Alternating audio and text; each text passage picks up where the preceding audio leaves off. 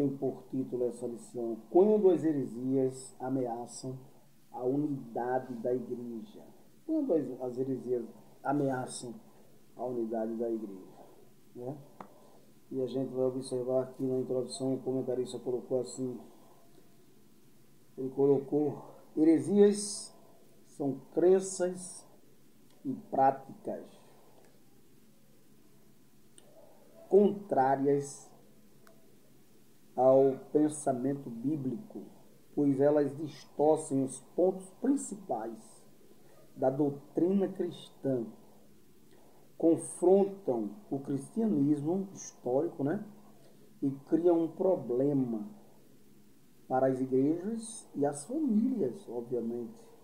As heresias da atualidade são as mesmas da antiguidade, mas com uma roupagem nova, que foram rejeitadas pelos apóstolos e primeiros cristãos, pois nada há de novo debaixo do sol, como disse Salomão em Eclesiastes, capítulo 1 e o verso 9. Olha, essa primeira lição, ela é um estudo, queridos irmãos, sobre o problema das heresias nas igrejas, né? E a nossa responsabilidade na defesa da fé, em defender o evangelho com unhas e dentes, mas com base, em primeiro lugar, tá? Com base teológica, com base bíblica, para que possamos livrar as ovelhas dos lobos vorazes, tá? E ferozes. Tá bom? Então, no primeiro tópico da nossa lição, diz assim: as ameaças dos lobos vorazes. O primeiro subtópico do primeiro ponto diz: os cuidados pastorais. Se você abrir a sua Bíblia no livro do Atos dos Apóstolos, no capítulo de número 20, eu gosto de ler para a gente embasar o que o comentarista tem colocado para nós. No capítulo 20, e o verso de número 28, vai estar escrito assim: 20 e 28. Olhai, pois, por vós e por todo o rebanho sobre que o Espírito vos constituiu bispos, para apacentardes a igreja de Deus, que ele resgatou com seu próprio sangue. Tá bom? E o comentarista ele vai depois trazendo versículo por versículo aqui, explicando positivamente esses versículos, para que possamos entender melhor essa aula. Então, cuidado pastorais, né? Capítulo 20, versículo 28. Os anciões do versículo 17, eles também são considerados bispos, ou seja, é a palavra grega episcopos, que significa direção, supervisão, vigia, bispo ou supervisor. Hoje a gente chama isso, normalmente na nossa Igreja Assembleia de Deus, a gente normalmente direciona mais esse título ao pastor coordenador de área. Ele supervisiona 5 igrejas, 6 igrejas, 10 igrejas ou mais, tá? Então é bispo ou supervisor. Detalhe, são pastores, porque a palavra bispo, a palavra pastor e a palavra presbítero, o presbiterói, eles têm o mesmo significado praticamente à luz das escrituras, com funções um pouquinho só diferentes, dependendo da situação aqui do contexto, tá?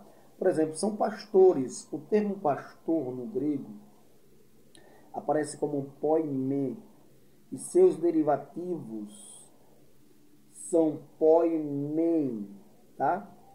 E poimnion, cuja tradução é rebanho.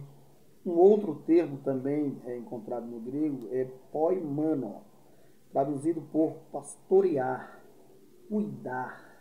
Outra palavra encontrada também, né, no texto bíblico, que se aplica a Cristo, é archipoime, que pode ser traduzido por sumo pastor, pastor principal, tá? É o que Pedro vai falar na sua carta. 1 Pedro, deixa eu ver aqui se é 1 Pedro. Ele vai falar sobre esse sumo pastor, pastor principal, tá? Que se assemelha a Cristo Jesus. No capítulo 5 de 1 Pedro, versículo 4. Ele começa no versículo 1 do capítulo 5, aos presbíteros que estão entre vós, admoesto, eu que sou também presbítero. Olha, ele era presbítero e também era pastor de Jerusalém, junto com Tiago, com eles, e testemunha das aflições de Cristo e participante da glória que se há de revelar. Apacentai o rebanho de Deus. Está vendo? Precisa ter pastores, supervisores, presbíteros que apacentem. O próprio Pedro vai dizer, o próprio Pedro, Jesus determinou que ele apacentasse as ovelhas do Senhor, tá?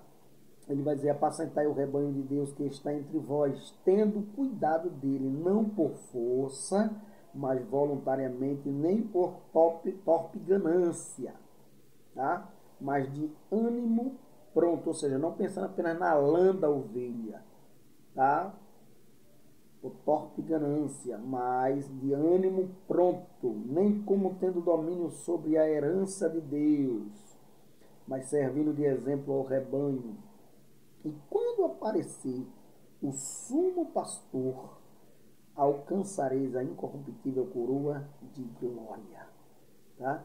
Então, o sumo pastor é o próprio Senhor Jesus Cristo, que é o pastor dos pastores, que é o pastor do Salmo 23, onde fala do pastor e da ovelha. Poderíamos falar aqui várias outras coisas referentes a isso, porém, se você observar, o texto vai falar também em Lucas 15, 4 ao 8, sobre uma metáfora entre pastor e rebanho da igreja, tá bom?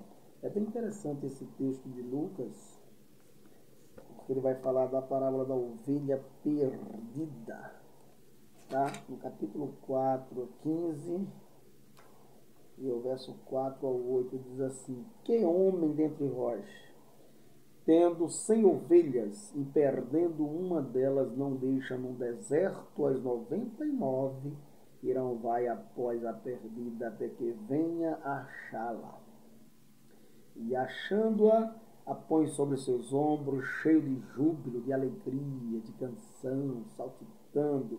E chegando à sua casa, convoca os amigos e vizinhos, dizendo-lhe: alegrai-vos comigo, porque já achei a minha ovelha perdida. Né? E quantas ovelhas perdidas estão por aí? Nos faz lembrar o hino do cantor tradicional Osés de Paula, 100 ovelhas, que foi um dos hinos que foi mais cantado até hoje, provavelmente, e muito conhecido, bastante conhecido por todo o povo de Deus. Então, fala também do cuidado, do ensino de Jesus, né, referente às ovelhas, né? Mateus 7, 15 ao 20. No segundo subtópico do primeiro ponto ainda diz assim: depois da minha partida, Paulo vai dizer, né, no versículo 29 do capítulo 20 de Atos, o comentarista vai continuar aqui batendo nessa tecla, tá? No capítulo 20 de Atos, no verso número 29, 28, né? Aí agora 29, ele diz assim: porque eu sei isto, que depois da minha partida entrarão no meio de vós lobos cruéis, que não perdoarão o rebanho, tá? Isso aqui é uma palavra profética do apóstolo Paulo, né? Não apenas se referindo à sua morte, né? Mas ao avanço das heresias no seio da igreja. Ele vai falar sobre isso. Paulo usa uma linguagem metafórica para identificar os falsos doutrinadores. Ele chama de lobos cruéis, certo? Ou lobos vorazes, entendeu?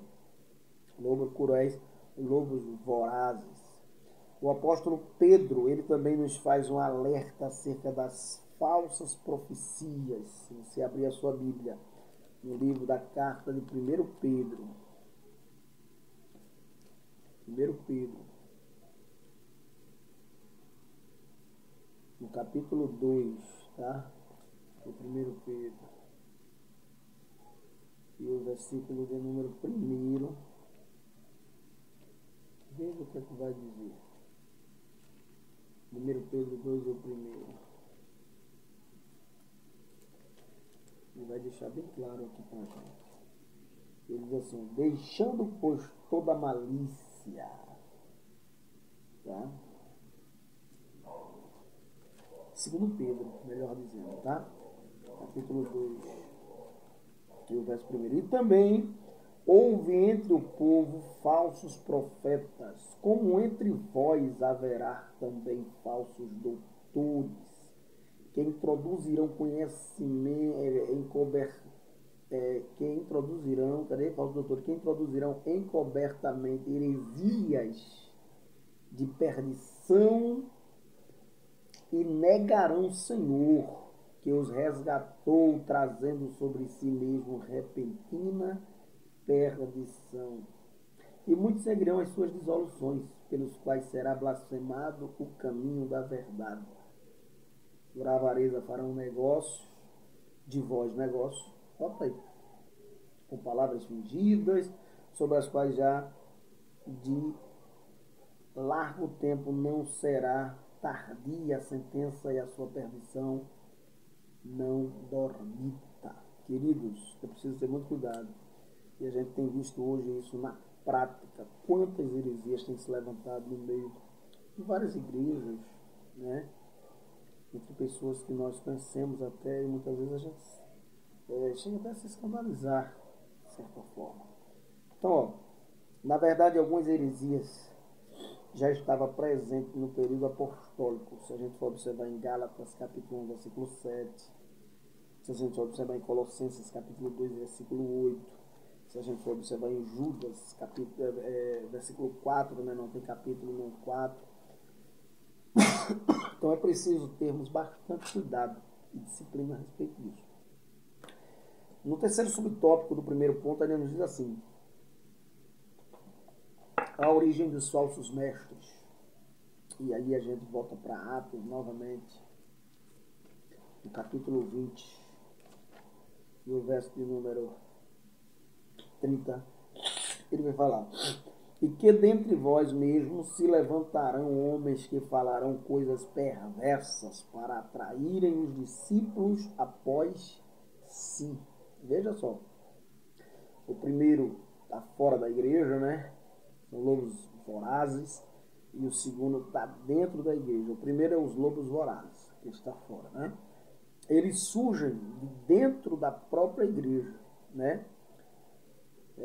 Vós mesmo. É verdade. No versículo de número 30, ele vai dizer, ó, e que dentre vós mesmos se levantarão homens que falarão coisas perversas, tá? Então, ó, eles surgem de dentro da própria igreja, dentre vós mesmos. O segundo, se levantará homens que falarão coisas perversas para atraírem os discípulos após si. Olha para até induzir os discípulos do Senhor. Veja como a coisa é séria. Os discípulos deles, é óbvio que ainda estão por aí, seduzindo várias pessoas através de rede social, através de debate, no Zap, na internet. Eu preciso ter muito cuidado com todo tipo dessas heresias que têm surgido ao longo dos anos. Então, eles se colocam acima das escrituras, tá? Eles não respeitam a inspiração plenária, inspiração, a inerrância. Ele não respeita a questão da infalibilidade da palavra de Deus. Eles não respeitam nada disso, tá? Eles usam as redes sociais para corrigir a Bíblia e discordam abertamente dos profetas, dos apóstolos bíblicos. Eles não consideram, tá? Agora, não tem base bíblica, não tem sustentação bíblica, mas muitas pessoas, por não lerem, por não estudarem a palavra de Deus, por não ter aptidão de manejar bem a palavra, terminam entrando por este caminho. Muitas vezes deixam de ir à igreja, deixam de participar das reuniões, tá? Acham que pode se direcionar, se intitular igreja, quando na verdade não pode, porque todos somos apenas um membro e não a igreja como um todo, porque um todo é o corpo. Tá? Então, consideram seus discursos modernos e a Bíblia desatualizada, eles não entendem a profundidade das Escrituras, são rasos, mas eles querem discordar de tudo e de todos, só eles estão certos, só eles têm a interpretação correta, e quando não é verdade, não passa de exegese, colocar no texto aquilo que não está no texto. Então, oferecem um novo evangelho, conforme 2 Coríntios 11, 13 ao 15, Paulo vai falar alguma coisa referente a isso. 2 Coríntios, no capítulo 13, e o verso, capítulo 11, né? E o 13 ao 15. Capítulo 11, perdão. Versículo 13 ao 15. Quer dizer assim, porque tais falsos apóstolos são obreiros fraudulentos, transfigurando-se em apóstolos de Cristo. E não é maravilha, porque o próprio Satanás se transfigura em anjo de luz. Não é muito, pois, que os seus ministros transfigurem em ministros da justiça, o fim dos quais será conforme as suas obras. Tá? Mas eles fazem isso. Eles se transformam em ministros da justiça, das coisas de Deus, como se estivesse falando da causa justa, né? Quando na verdade são injustos, são falsos, são mentirosos, não coadunam com a verdade. Percebemos a importância do estudo da apologética, né? Da defesa da fé do Evangelho, para a orientação de todos os cristãos, todos os salvos em Cristo Jesus precisam saber defender a fé, saber manejar bem essa palavra da verdade e defender aquilo que crê, que acredita, né? Que prega, tá bom? Segundo tópico da nossa lição diz o que é apologética. Aí tem uma definição aqui, tá? Se a gente abrir a Bíblia em 1 Pedro 3:15, vai falar alguma coisa a respeito. 1 Pedro 3:15 vai falar, tá? Diz assim: antes santificai a Cristo como Senhor em vosso coração, e estáis sempre preparados para responder com mansidão e temor a qualquer que vos pedir a razão da esperança que há em vós. Qual é a razão da esperança que há em vós? Você está explicando para ele, é isso, é o que a Bíblia diz, é que Jesus é Deus, Jesus também se fez carne, tá? É que o Espírito Santo é a terceira pessoa da Trindade, é que o pecado foi herdado de Adão, é que a doutrina do pecado é o alvo, é desobedecer às leis de Deus, é rebelião contra Deus, é desobediência à palavra de Deus. Então, tudo isso cabe dentro da explicação. Então, definição, né, de apologética é a defesa lógica e racional da fé cristã e de suas práticas doutrinárias. Essa palavra vem do grego apologia, que significa defesa ou resposta. Pedro vai dizer que precisamos responder respeitosamente, com mansidão, para não causar um problema maior, né, irmãos? O termo grego responder em preparados para responder com mansidão. A ideia é essa, preparados para responder com mansidão. 1 Pedro 3:15, como a gente falou, né? A tradução literal apologia significa sempre preparado para uma defesa. Né? Como é que eu vou fazer apologia de Cristo, da doutrina da cristologia, da doutrina da trindade, da doutrina da ramarquiologia, da soteriologia da salvação, se eu não tiver um bom manejo na palavra de Deus para poder falar com base nas escrituras sagradas com respaldo, né? Então a apologética mostra que o cristianismo é racional. Os dados da revelação podem ser explicados de maneira metódica e sistemática, portanto aceitável, tá? Jesus disse que devemos amar a Deus de todo o coração. O que é que se entende por isso? Toda a alma, todo espírito, todo corpo, né? Todo coração, todo entendimento, ou seja, todo espírito, todo intelecto, toda alma, toda emoção, todo corpo, a questão toda anatômica nossa, devemos amar a Deus em espírito, alma e corpo. Segundo subtópico do segundo ponto diz assim: a que defesa Pedro se refere, né? Porque há quem argumente que essa defesa seja uma resposta a uma acusação, visto que essa mesma palavra, né, apologia, aparece nesse sentido no Novo Testamento como defesa da acusação, né? Tanto de uma maneira informal, a gente vai ver isso em Atos 22 e 1 e Atos 25 e 15, de uma maneira formal, né? Como informal. 1 Coríntios 9 e 3, 2 Coríntios 7 e 11. Eu não vou ler para ganharmos tempo. Você pode ler em casa. Filipenses 1, 7 e 16. O versículo 16 fala do bom testemunho cristão para provar a inconsistência das acusações contra os crentes. Veja bem, a defesa ou a resposta, né? Ou a explicação nessa passagem aqui é sobre a razão da fé dos cristãos. E isso diz respeito à doutrina cristã. Ainda que Pedro também aqui está referindo-se à resposta a uma acusação formal, num ambiente hostil, né? O comentarista vai botar, não deixa de ser uma oportunidade para a defesa da fé cristã.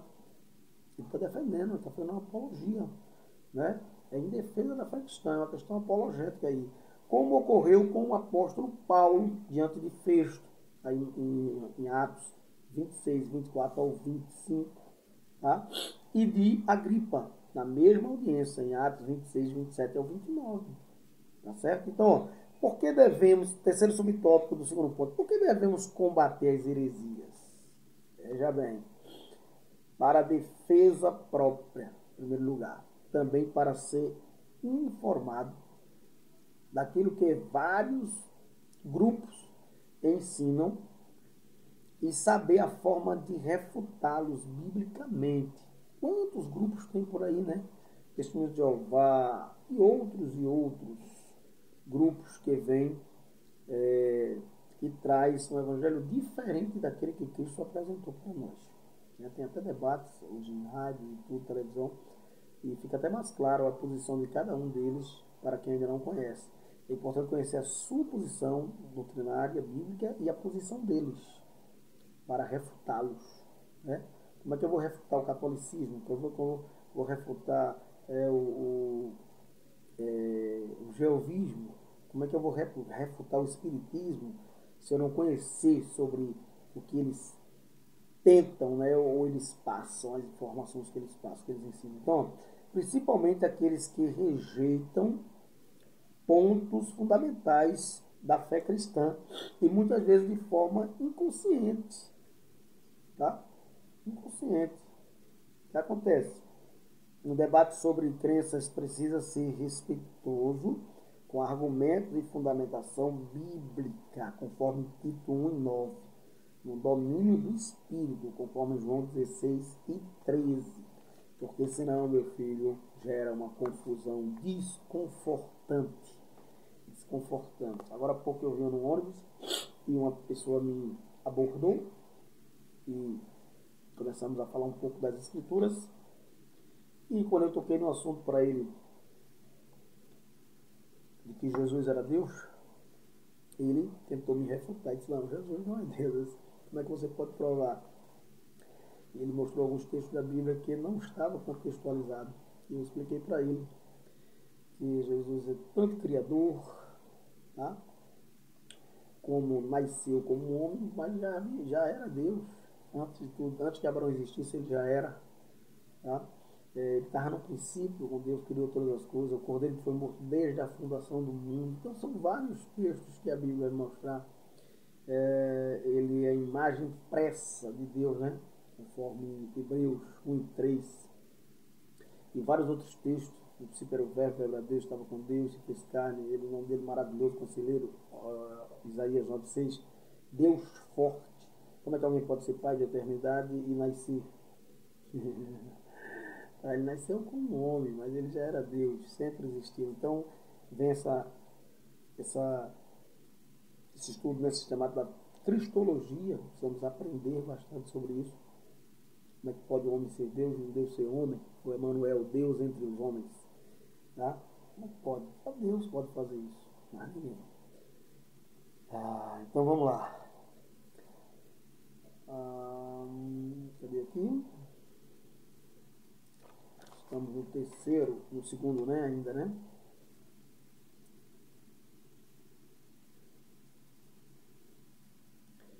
E a gente vai ver aqui o terceiro ponto, né? O debate no domínio do Espírito, como eu já falei. Aí no terceiro ponto diz assim, o que são heresias? E aí vem uma questão, né? Eu sei que essa aula é uma aula introdutória, por isso que ela não vai ter como a gente abordar muita coisa. Mas o terceiro tópico diz, o que são heresias? Ou seitas e heresias, né? No grego, a palavra aireses, significa seita. A gente vai ver isso no livro de Atos 5:17, tá? Atos 5:17 a gente vai ver isso, a palavra. Vamos lá. Que diz assim, 5:17. E levantando-se o sumo sacerdote e todos que estavam com ele, e eram eles da seita dos saduceus, encheram-se de inveja. No período de Jesus tinha saduceus, tinha aproximadamente uns 5 a 6 grupos. Tinha saduceus, herodianos, tinha fariseus, tinha escribas e outros grupos que tinha. Se você pegar o livro de Enéas Torquemini, Período Interbíblico, você vai ver aproximadamente os 6 tipos de grupos que existiam na época de Jesus, né? E que contestavam Jesus nas coisas. Então sempre existiu. A gente vai observar também 15:5 de Atos dos Apóstolos, capítulo 15, versículo 5. Alguns, porém, da seita dos fariseus, tá vendo? Que tinham crido, se levantaram dizendo que era mister circuncidá-los e mandar-lhes que guardassem a lei de Moisés. Tá? A gente ainda vai ver no capítulo 24 de Atos, e o versículo 5. Olha só. Que diz assim, temos achado que este homem é uma peste e promotor de sedições entre todos os judeus por todo o mundo, e o principal defensor da seita dos nazarenos. Olha aí, outro tipo de seita. No capítulo 28 e o 22, ele vai nos mostrar também mais outra, que diz assim, no entanto, bem quiséramos ouvir de ti o que sentes, porque quanto a esta seita, notório nos é que em toda parte se fala contra ela. Certo? Então a palavra hereses, né? Heresias, a gente vai ver também em 1 Coríntios 11:19. 1 Coríntios 11:19. Vamos ver a palavra também, heresia. E até importa que haja entre vós heresias, tá vendo? Para que os que são sinceros se manifestem entre vós. Então vai ver heresia, a gente vai ver quem vai ficar do lado da heresia e quem vai ficar do lado da verdade. Aí Paulo dizia até necessário que haja heresia entre vós. Aí vamos ver isso também no capítulo 5 de Gálatas. E o versículo de número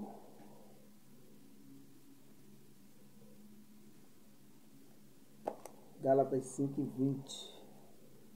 também vai falar sobre essa questão das heresias, tá? Gálatas, continue.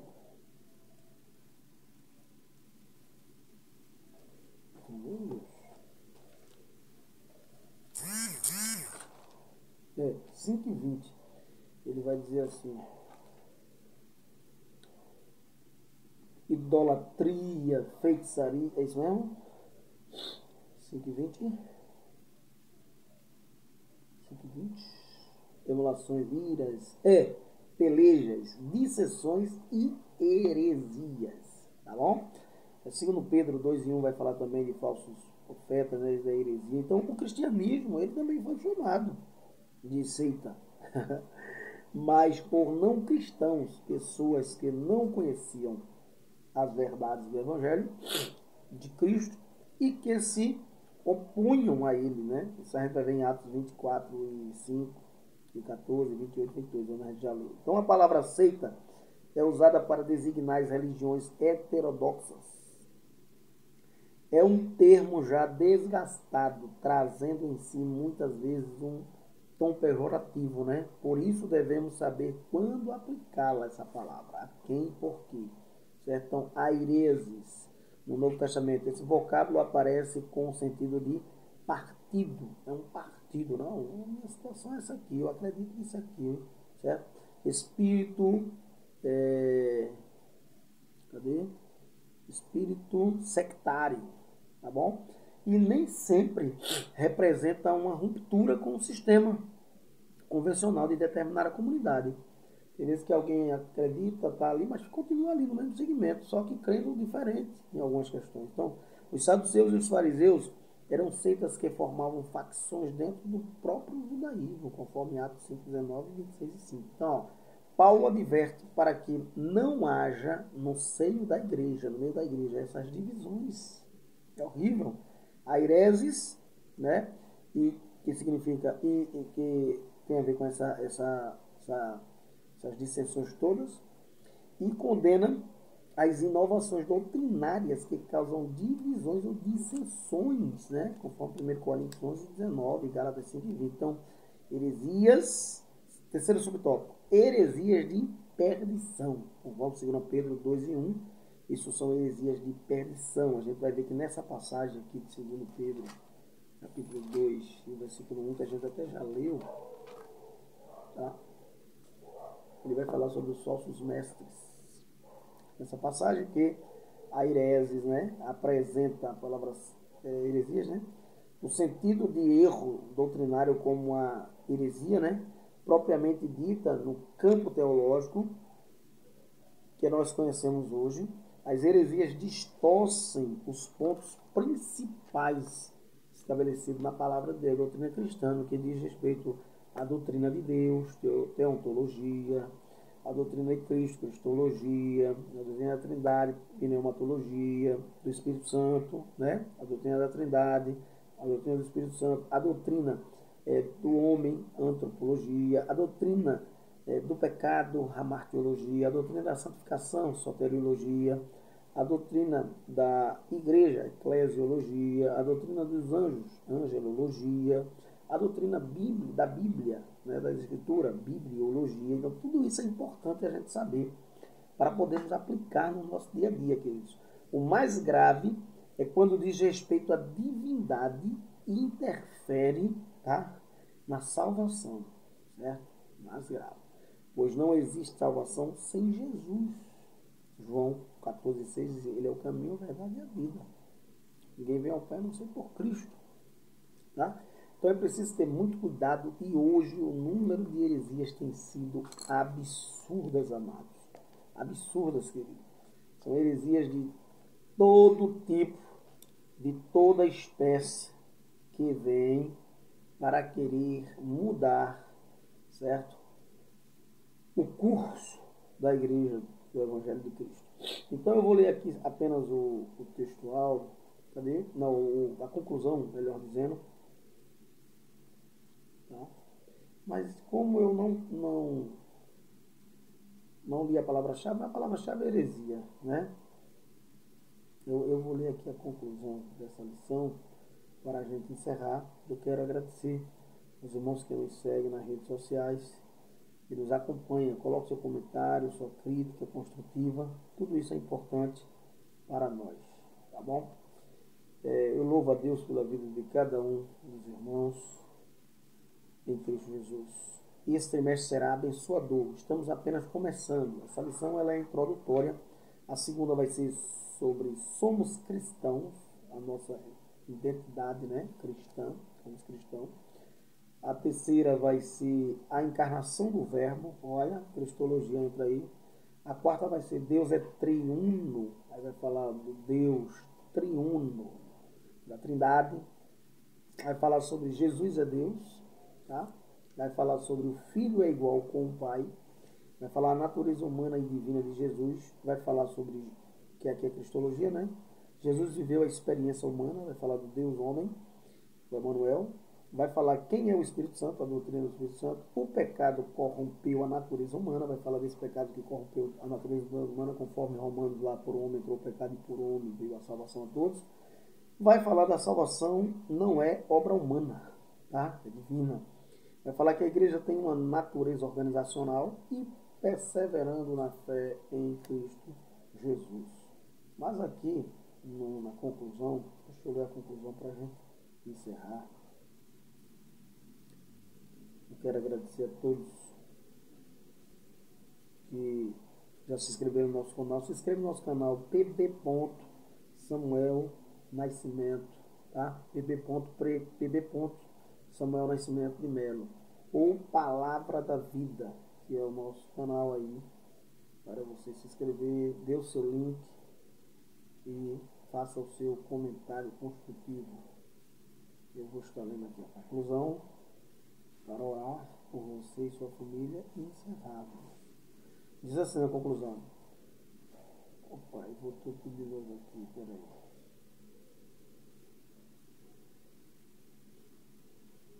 Voltou demais, tá? Porque eu estou com toda a lição aqui, mas ela ainda está em PDF. Mas a gente vai chegar lá. Quando eu abri, ela voltou. Está aqui, aparecendo lá.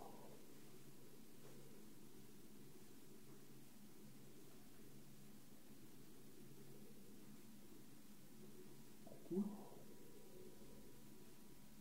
O que eu vou aqui?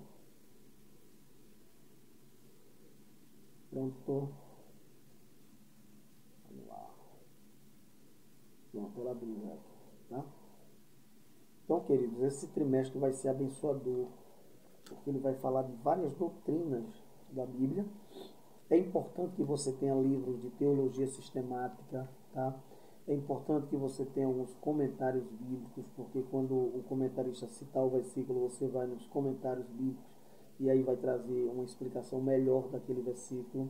É importante você... antigamente a gente chamava de chave linguística, mas hoje a gente tem o Google, que a qualquer hora você pode ali botar uma palavra e trazer o significado dela e lhe ajuda bastante, tá bom? É importante você ter dicionário teológico, dicionário filosófico, dicionário Aurélio. Tá? Porém, é feito que eu estou dizendo, o Google hoje ele faz muito esse papel aí e ajuda bastante. Então, conclusão. Os apóstolos responderam aos opositores da fé cristã e lançaram a base da nossa teologia. Todos os escritos do Novo Testamento mostram essa luta acirrada contra as falsas doutrinas. É, pois, tarefa da igreja atual batalhar pela fé que uma vez foi dada aos santos. Judas 3. Finalizamos com a seguinte pergunta para a reflexão. Estamos a fazer pela verdade o que esses agentes da heresia fazem pela mentira?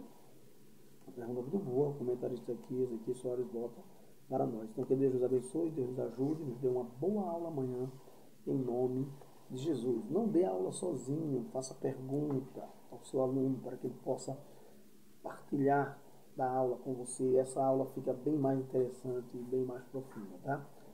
Deus abençoe a todos em Cristo Jesus.